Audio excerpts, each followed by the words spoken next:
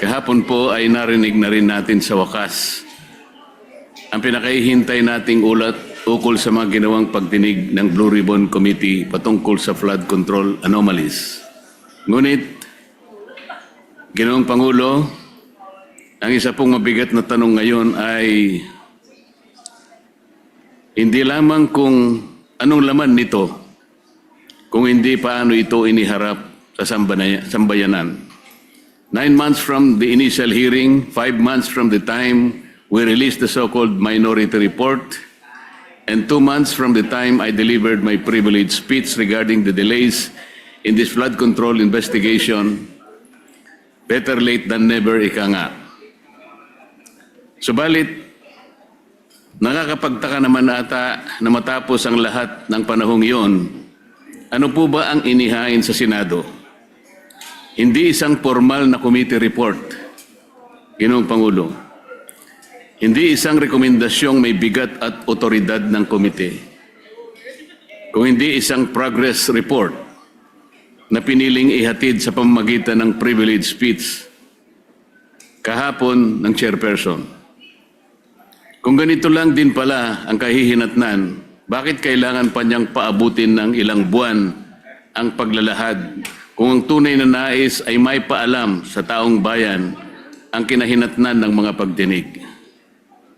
Kaya ang isa pong pinakamalaking tanong ng lahat ay nasaan po yung progress sa paghahanap ng bayan ng katotohanan?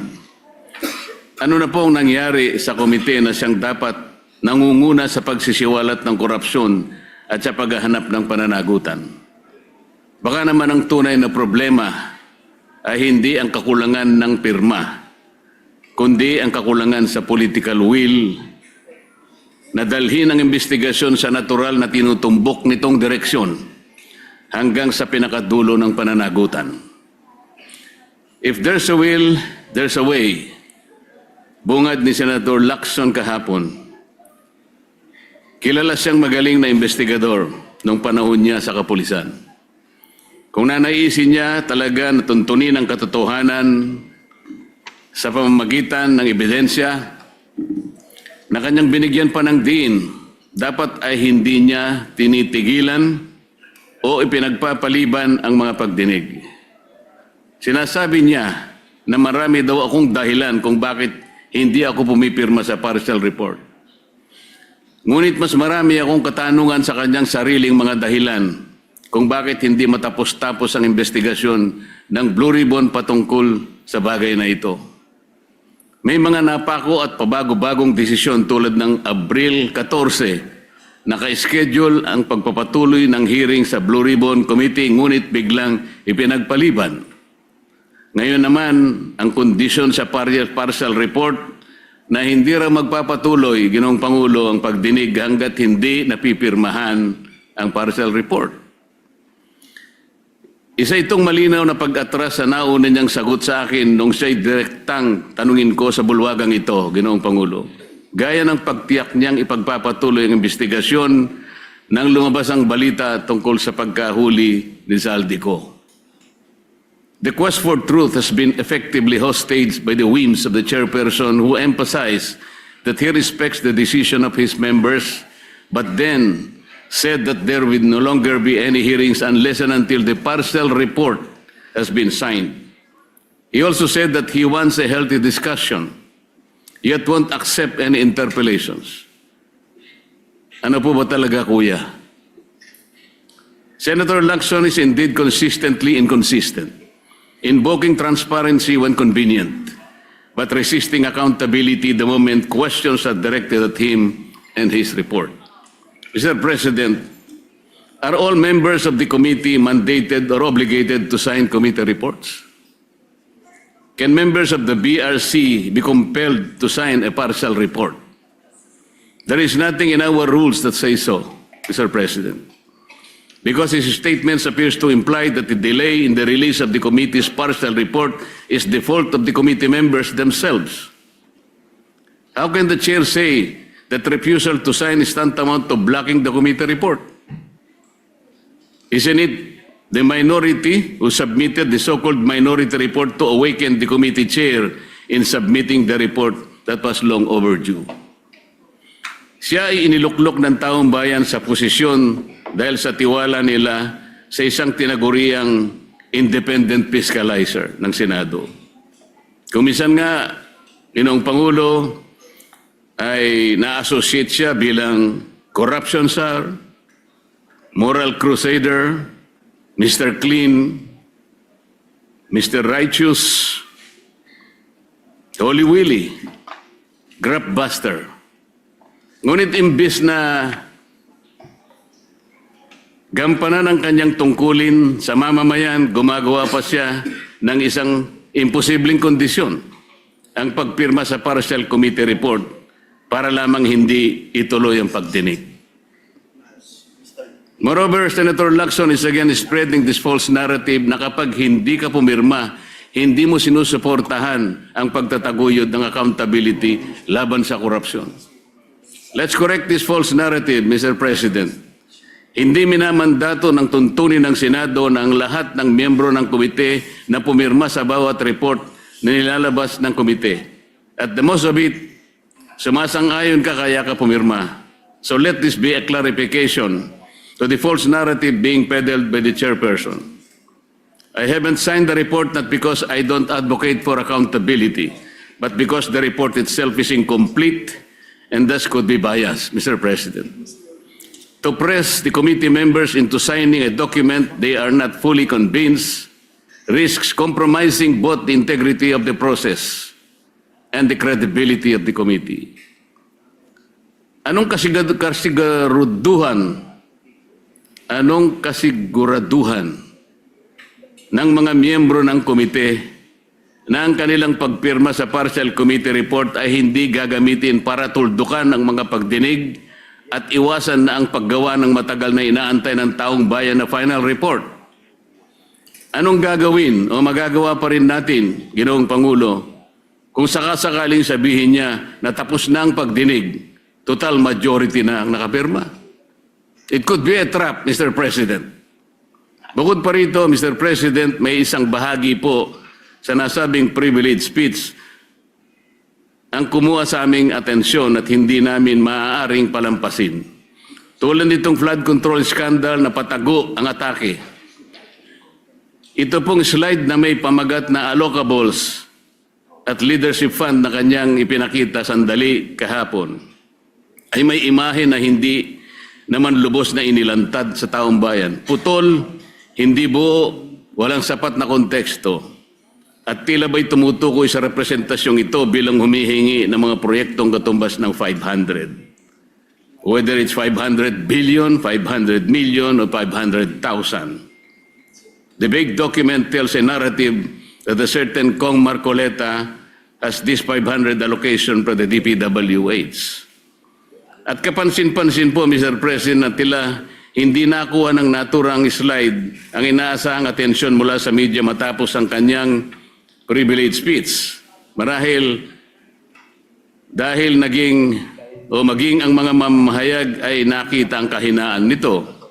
Kaya't nakapagtataka na nitong umaga, kaninang umaga lang, Ginoong Pangulo, ay agad siyang nagkaroon ng dalawang panayam sa media upang muling bigyang diin at itulak ang parehong naratibo laban sa akin.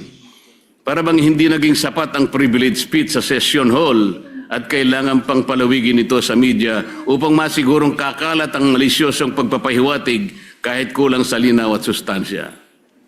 Meron pa siyang ikinuwento na noong ako ay kongresista pa at parte ng Commission on Appointments bilang chairperson ng Committee on Public Works and Highways, ako rin nang hingi ng halagang 1.5 billion na mga proyekto kapalit ng pag-confirm sa appointment ni Secretary Bonoan.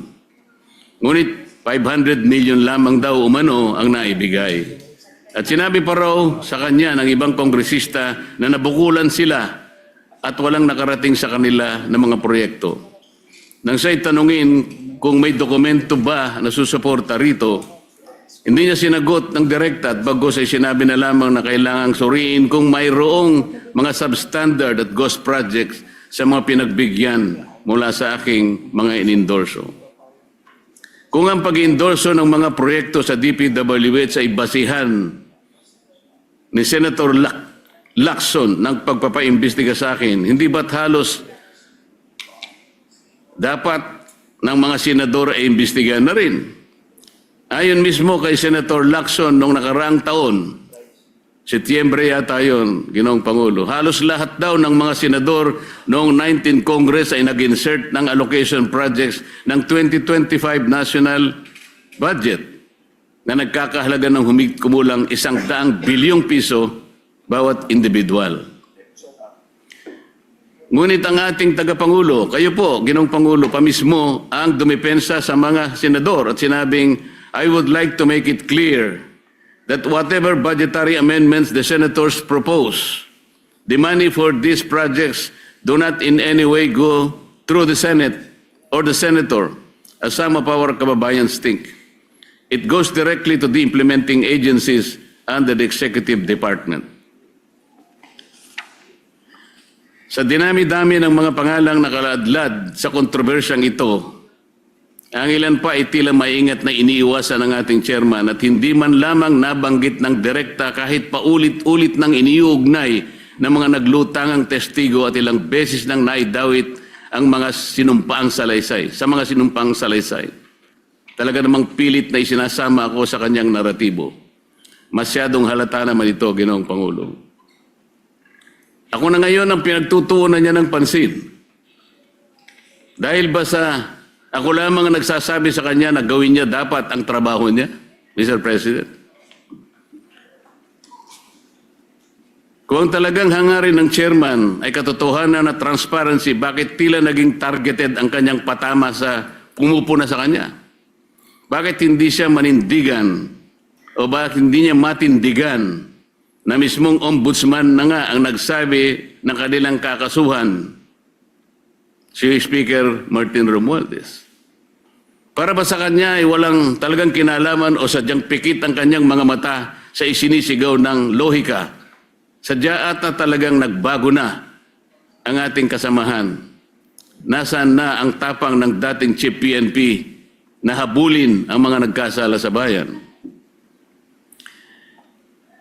Kung itong issue nga na patungkol sa paglimas ng ating national budget ay kanyang iniiwasan at ipinagpapaliban ng matagal, ngayon gusto niyang puntahan ng umunoy breakdown ng mga proyekto para malaman kung may mga ghost projects sa mga ito. Paraan lamang niya ito upang maipilit ang kanyang naratibo laban sa akin, Ginoong Pangulo. Hindi na po ito paghahanap ng katotohanan. Ito ay pagpapalutang ng duda sa pamamagitan ng isang palabas. Hindi na rin po bago sa akin itong ganitong pailalim na pag-atake, Ginoong Pangulo. Nakita na natin ito nang siya ay sadyang nagpakalat ng isang splice o pinagtagpi-tagping video ng aking mga pahayag upang baluktutin ang tunay kong sinabi at linlangin ang publiko tungkol sa aking posisyon. Noon pa man malinaw nang may pagtatangkang sirain hindi lamang aking pangalan kung hindi pati ang aking kredibilidad bilang lingkod bayan. At ngayon, tila inuulit na naman ang parehong taktika mula sa isang manipulated video noon hanggang sa mga pahapyaw na slide na naglalaman ng hindi kompletong dokumentong ipinakita niya kahapon. Pareho ang pamamaraan. Magtatanim ng duda, magpapakalat ng kasinungalingan at lilikha ng maling impresyon laban sa akin sa halip na harapin ang tunay na issue. Nakakalungkot pa na manggagaling ang mga gawang ito sa isa sa atin sa kapulungan ito. Hindi lamang nakalulungkot kundi nakagigimbal isipin sapagkat sila po ay binoto ng ating mga mamayan para gumawa ng mabuti para sa ating bayan. At mas lalong nakadidismaya pa, Ginoong Pangulo, na sa halip na gamitin ang kapangyarihan ng Senado upang papanagutin ang makasalanan at hanapin ang buong katotohanan, ginagamit ito ng ilan bilang kasangkapan sa pagtitibag laban sa mga hindi kayang patahimikin at pigilan. Ginoong Pangulo, bakit ako pipirma sa isang partial report kagaya ng aking pinahayag kahapon? Ang partial report ay unfinished report. Wala pong sinasabi na ang ating mga tuntunin ay kinakailangang magpahayag ka o mag-report ka ng isang partial report. Bakit po kinakailangang partial report and hindi pa final report? At paano po tayo magkakaroon ng final report, Mr. President, kung hindi po niya itutuloy ang mga dapat na ginawa niyang pagdinig? Napakarami po ang dapat na ipatawag, gaya po ng aking ipinag-privilege speech ng mga nakaraan, Mr. President. Ngunit ayaw niya talagang tawagin ang mga taong ito. Tila baga, meron siyang pinagtatakpan talaga. Taong bayan na po naghihintay, Mr. President. Hindi ba ang taong bayan ang pinagsisilbihan natin? Meron pa po bang tinitingnan siyang mas mataas sa taong bayan, Mr. President? Palagi niyang sinasabi, hindi ko raw po naiintindihan ang interparliamentary courtesy. Mabigat na paratang, Mr. President. Sinabi ko nga po kahapon, ang interparliamentary courtesy ay kinapapalooban ng dalawang kapulungan, ang Kongreso at saka ang Senado. Paggagalangan sa bawat chamber. Ngunit bakit po itinatanghal niyan ay galang natin ang kabilang chamber, ngunit tayo mismo dito sa ating sariling bulwagan ay hindi ko nakikita ang tunay na paggagalangan. Alin bang mas importante, Ginoong Pangulo? Kailangan ba nating munang igalang ang ating kapitbahay, pero hindi natin igagalang mismo ang miyembro ng sarili nating pamilya? Dito susukatin kung sino po ang merong dalawang standards. Nasabi ko po kahapon, bakit hindi ko babaliwalayin ang konsepto ng interparliamentary courtesy kung yung pong mga taong binabanggit sa napakaraming mga testimonya ng tinawag nating mga witnesses at mga resource persons ay tumutukoy sa mga taong ito? Gagamitin pa natin yon samantalang sinabi nga natin nilimas na nga ang pera ng bayan. Gagamitin mong pagtatakip dahil sa paggalang sa interparliamentary courtesy. Hindi ba sa unang-una pa lang sila nang hindi gumalang sa mga taong bayan na pinaglilingkuran natin? At sa kanya pong interview kaninang umaga, nabanggit niya, ako po'y wala na raw sa hulog. Hindi ko raw po maintindihan na tumayo siya dito at sinabi niya na ayaw muna niyang sumagot. He cannot yield to the floor until and unless the partial report has been signed by the majority. Madali pong intindihin yun, Ginoong Pangulo. Ayaw niya talagang ituloy ang pagdinig sapagkat gagawin niyang kondisyon na kinakailangan muna na mapirmahan ang partial report. Saan ka naman nakakita ng ganong klaseng pangangatwiran? Ang sabi ko po, ngayon ko lang nakita ang very highly unusual na patakaran para sa kanya.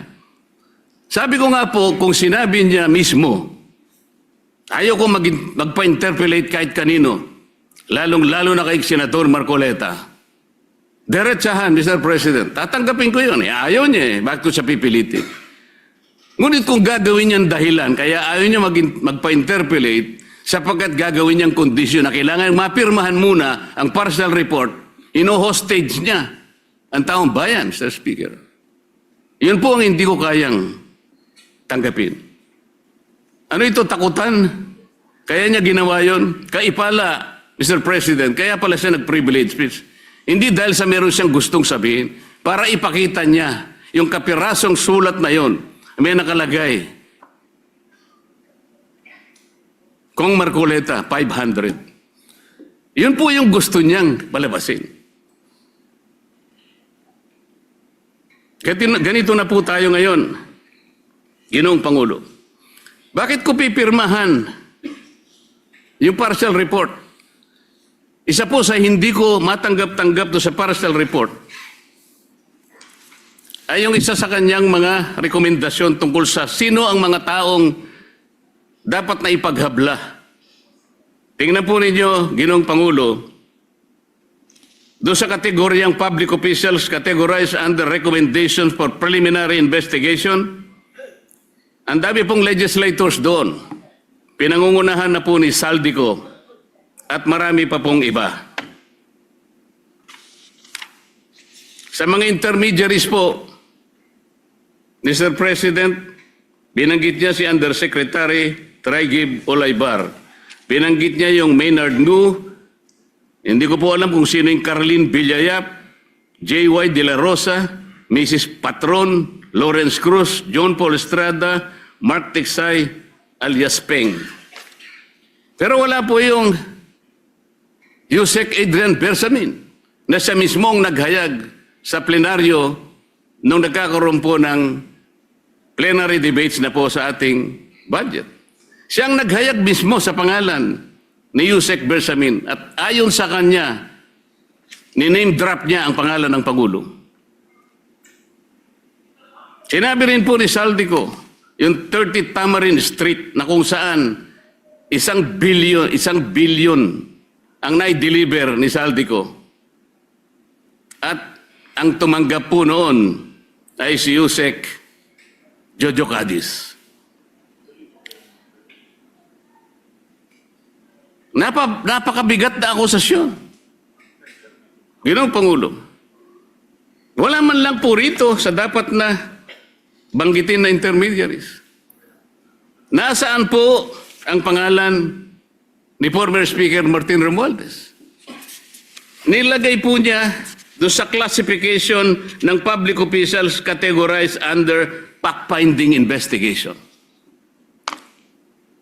Ang laki po ng diferensya ng fact-finding investigation sa preliminary investigation.